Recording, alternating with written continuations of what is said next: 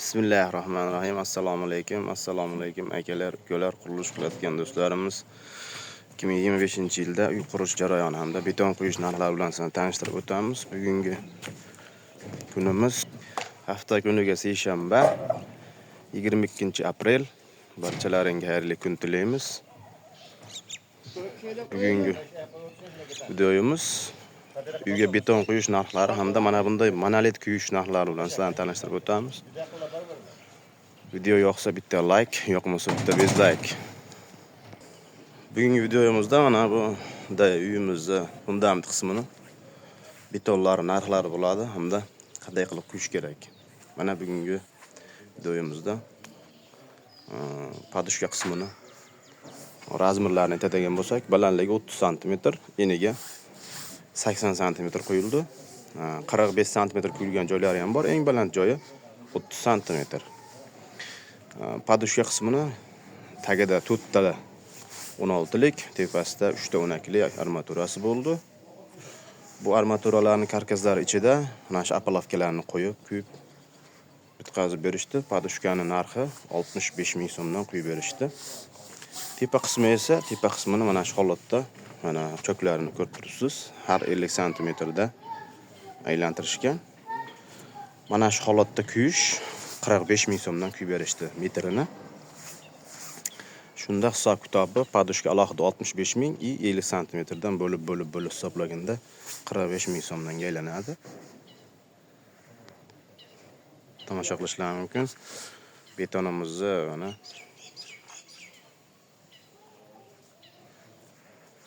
mana podval qismimiz.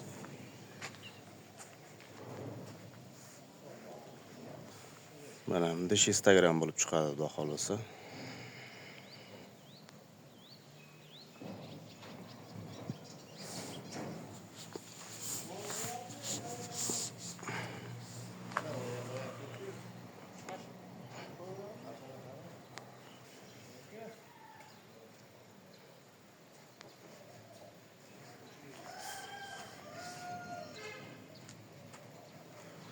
Mana shu holatda ham 45 ming so'm. Mana bu joylari nima bo'ladi degan savollarga. Mana bu joylari o'sha beton hisobda ketadi, sababi apalovka vaqt oladi. Mana bu joyda razmer qo'yib chiqish. Ertaga o'sha romimiz o'nmaganda, tabi romimiz tushmay qolmaslik kerak. Razmerga o'ltirib, o'sha urvinga o'ltirib, lazerga o'ltirib quyiladi. Shunda bu joy ham 45 ming so'm ketadi. Ochiq turgan joyda metrlanganda hisob kitob bitta ketadi. Mana bu joy esa podval qismi.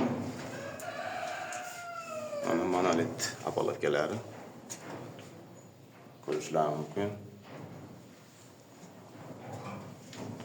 Apalovkalar bugundan quyilish boshlandi. Yana savollarga javob berib o'tamiz. Mana shu apalovkalarimiz tepada quyilgandan keyin qancha turadi? Ya'ni quyilgan sanadan qancha kunda olinish kerak? Mana bu apalovkalarimizni mana shu holatda ustakalarimiz o'zlari qo'l bola qilib tayyorlashdi. Bu apalovkalarimiz eng kamida 28 sutkada olinadi. Ya'ni 28 kunda apalovkalar olinadi. Shunda sababi qo'lda kuyilyapti u, qo'l mehnati bilan 28 kunda olinadi.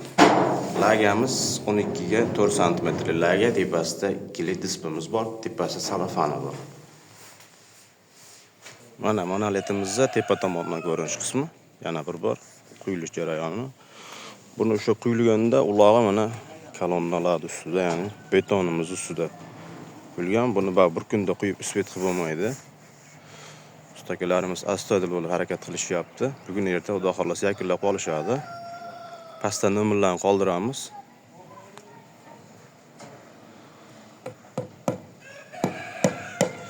Karkasimizni razmerga keladigan bo'lsak, 40 cm ga 40 cm, tagida 16lik, tepasida 12lik armaturamiz bor.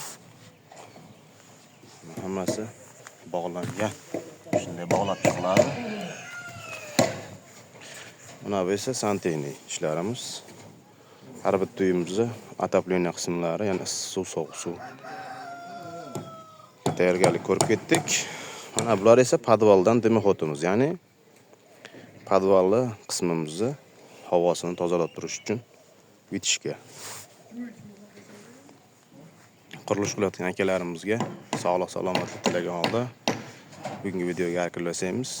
Savol va takliflar bo'lsa kommentariyada o'z fikrlarni qoldirasizlar. Qo'ldan kelganicha yoritib berishga harakat qildik. Salomat bo'lasizlar.